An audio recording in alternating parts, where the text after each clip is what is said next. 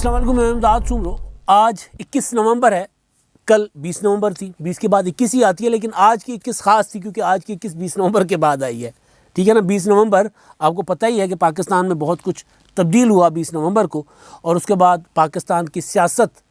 اس 20 نومبر کے بعد کہا جا رہا تھا کہ اس کی نئی سمت کوئی ہوگی یا اسی سمت پر چلے گی۔ لیکن اس کے علاوہ بھی آج کی 21 نومبر جو ہے اس کی اہمیت تھی کہ نواز شریف صاحب نے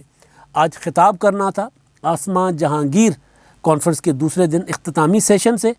اور خطاب سمجھا جا رہا تھا کہ نواز شریف صاحب کا بہت اہم ہوگا۔ اور اس خطاب کے دوران میاں صاحب کی جو باتیں تھیں وہ، کیونکہ کل جو کچھ ہوا وہاں پر جس طرح کے نعرے لگے، علی احمد کرد کی تقریر اور علی احمد کرد صاحب کے بعد جو خطاب کیا چیف جسٹس آف پاکستان نے، غصے میں جذبات میں جواب دیا، تو اس کے بعد زیادہ امپورٹنس بن گئی تھی کہ میاں نواز شریف صاحب کیا کہیں گے، اور خاص طور پر رانا شمیم صاحب والا حلفیہ بیان جو آ گیا سامنے۔ تو ساری چیزیں تھیں، لیکن اس سب سے زیادہ اہم تھا کہ آج 21 نومبر ہے، اور 21 نومبر ظاہر ہے 20 کے بعد آنے والی 21 نومبر، 20 نومبر 2021 کے بعد آنے والی 21 نومبر، تو اسی وجہ سے بھی وہ زیادہ اہم تھی۔ لیکن اس میں اب نواز شریف صاحب کا خطاب انہوں نے جو کیا، یہ خطاب میرے پاس پڑھا ہوا ہے، میں خطاب بار بار دیکھا ہے میں نے، اور اس میں جو پوائنٹس میں نے نکالے وہ بار بار پڑھے، کاغذ الٹ پلٹ کر پڑھے کہ کیا کوئی امپورٹنٹ بات نواز شریف صاحب کی اس میں۔ تو اس میں چیف جسٹس صاحب نے جو باتیں اٹھائی تھیں، میاں نواز شریف باتیں کی تھیں، غصہ کیا تھا، یا جو چیزیں انہوں نے کہا تھا کہ جی نہیں ہمارے اوپر کوئی دباؤ نہیں، ہم آزاد ہیں، یہ وہ، تو وہ ساری باتوں کا پر نواز شریف صاحب نے سوال اٹھائے۔ چیف جسٹس صاحب کو مخاطب نہیں کیا، لیکن وہ سوال نواز شریف صاحب جو پہلے کرتے آ رہے تھے،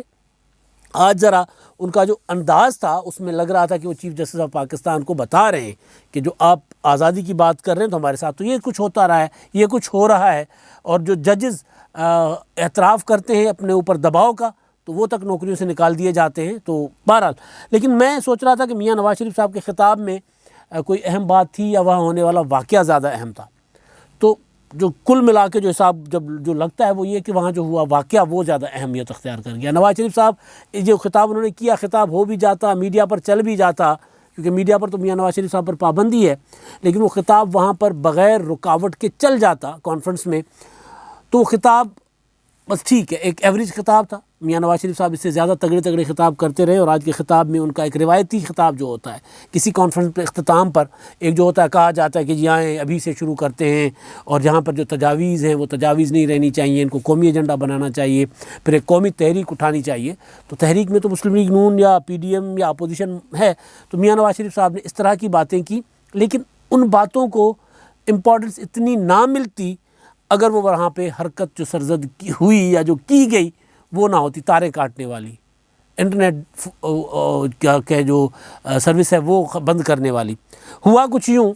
کہ تقریب جاری تھی، پولیٹیکل سیشن تھا، اس میں چاروں صوبوں سے لوگ آئے تھے، وفاق کی سیاست کرنے والے، قوم پرست سیاست کرنے والے،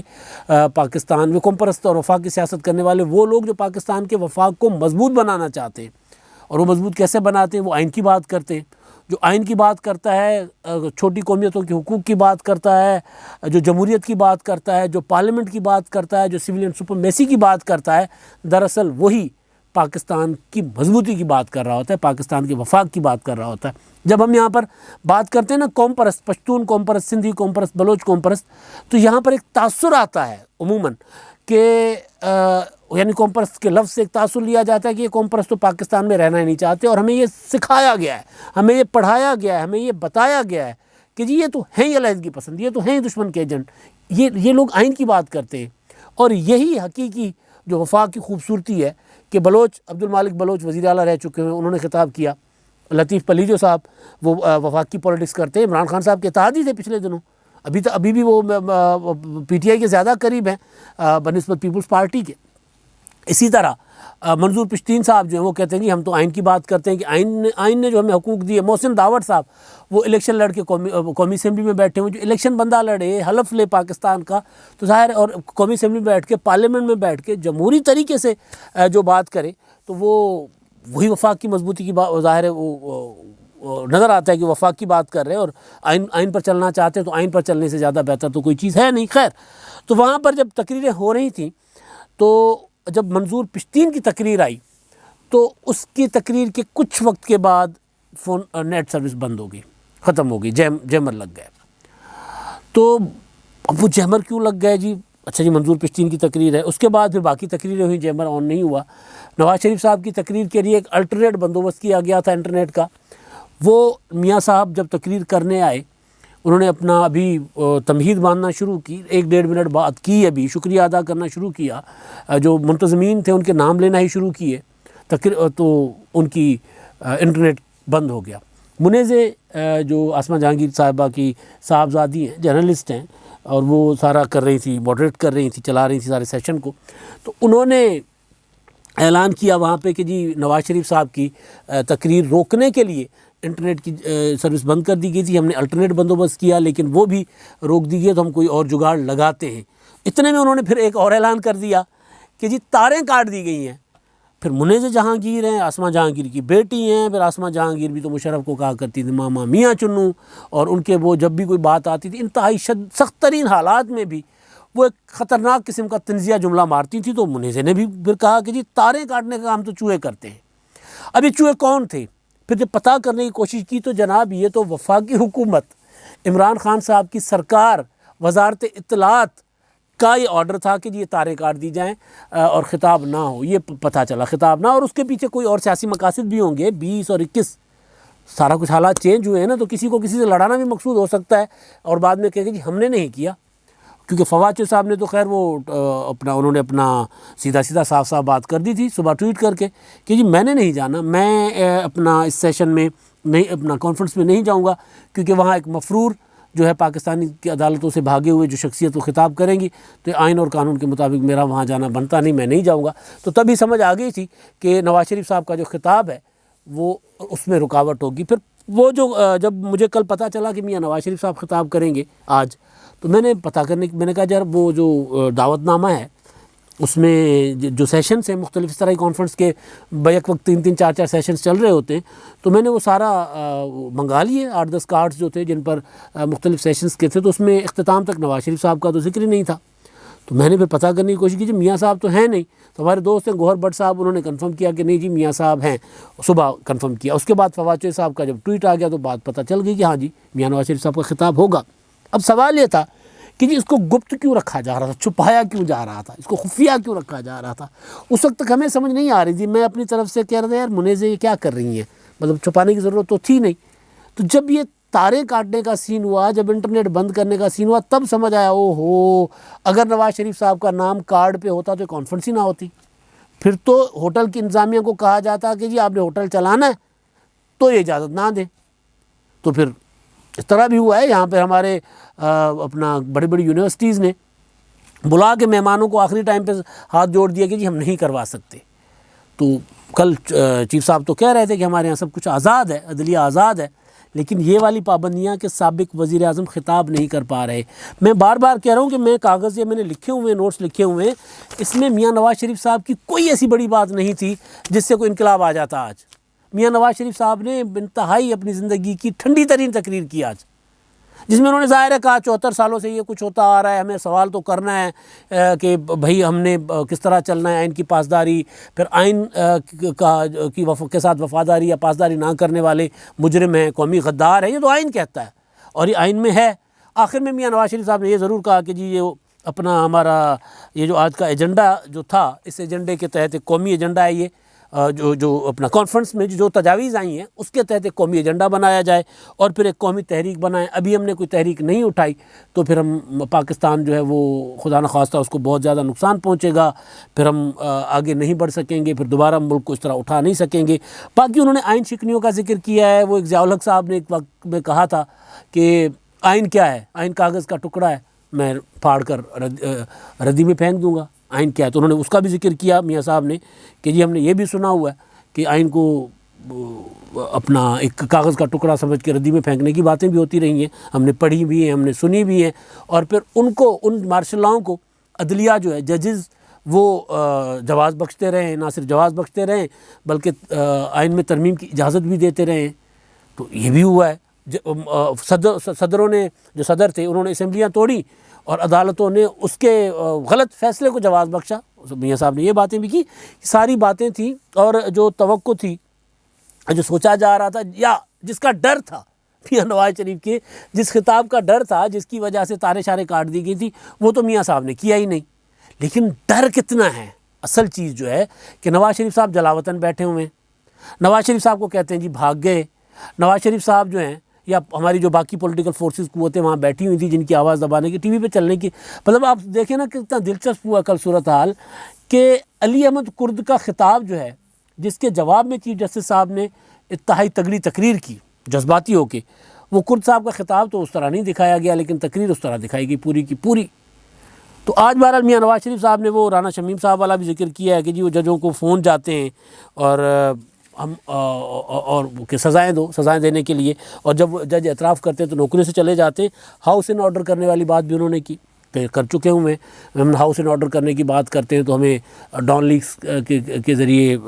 ڈان لیگس کا ڈرامہ رچایا جاتا ہے، اور پھر انہوں نے کہا کہ ہم اپنا جو کچھ ہم کرتے رہے اسی وجہ سے ہمیں انٹرنیشنل پابندیاں بھی بھگتنا پڑتی ہیں، دنیا میں ہمارا مذاق بنایا جاتا ہے. باتیں اچھی کی انہوں نے، لیکن جو جتنا خوف تھا پہلے کہ یار اگر میاں نواز شریف صاحب آج کی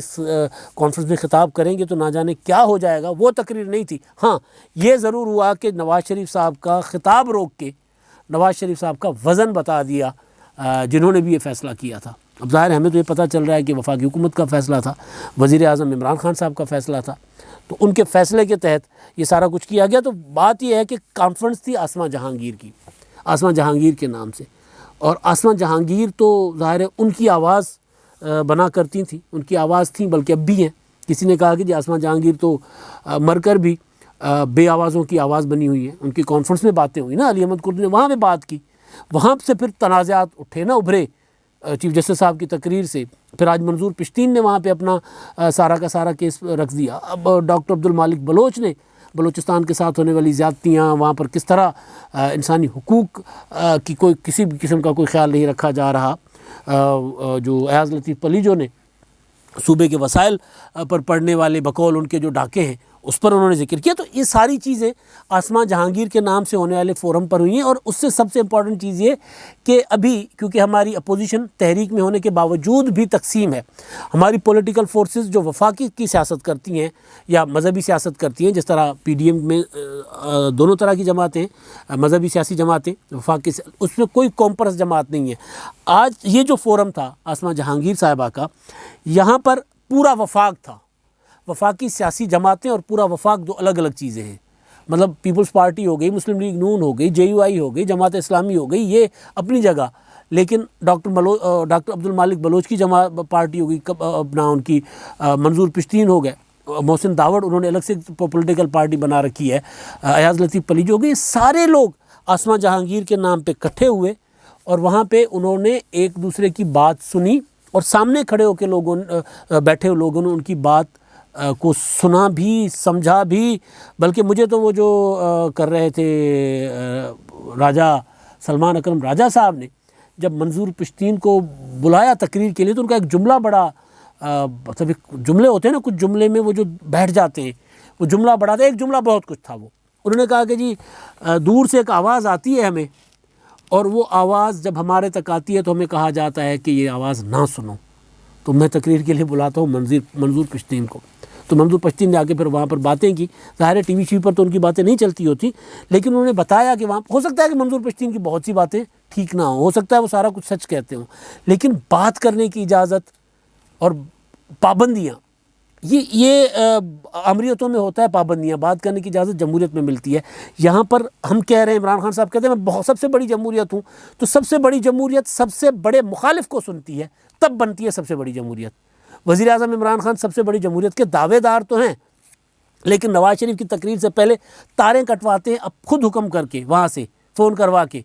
اور پھر کہا گیا کہ جی فواد چودھری صاحب کی ذمہ داری لگائی گئی تھی، اور مجھے جو پتہ چلا ہے کہ فواد چودھری صاحب کی ذمہ داری لگائی گئی تھی، یہ تقریر کسی صورت نہیں ہونی چاہیے، لیکن ہوئی. ظاہر ہے پھر انہوں نے اگر وہ ویڈیو نہیں ہوئی تو آڈیو ہوئی، آواز ہی سننی تھا نا. نواز شریف صاحب کو قریب تو تھے نہیں،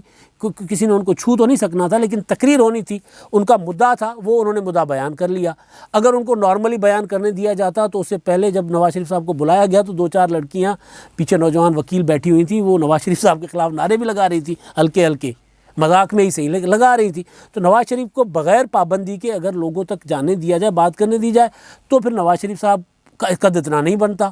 جتنا اب یہاں سے بن رہا ہے، ظاہر ہے پابندی لگائیں گے، جتنی پابندی لگائیں گے لوگ اس بات کو اتنا غور سے سنیں گے۔ اب لوگ یہاں پر موبائل پر یوٹیوب پر وہ نواز شریف صاحب کی تقریر چل رہی ہے، اٹھا اٹھا کر سن رہے ہیں اور اس سے زیادہ سنیں گے۔ جب یہ بات جائے گی کہ نواز شریف کی تقریر نہیں سننے دی گئی اور چلنے دی گئی، کاٹ دی گئی تاریں، تو بات تو اور پھیلے گی اور پھیلے گی، تو لوگ اور اشتیاق سے سنیں گے۔ تو خان صاحب جو کہتے ہیں کہ جی میں بڑی جمہوریت ہوں، تو جمہوریت تو آج مجھے نظر آئی آسمہ جہانگیر کے نام پر ہونے والی کانفرنس میں، جہاں پہ سب آوازیں تھیں اور جمہوریت میں سب آوازیں سنی جاتی ہیں۔ اب تک کے لیے اتنا ہی، اللہ حافظ۔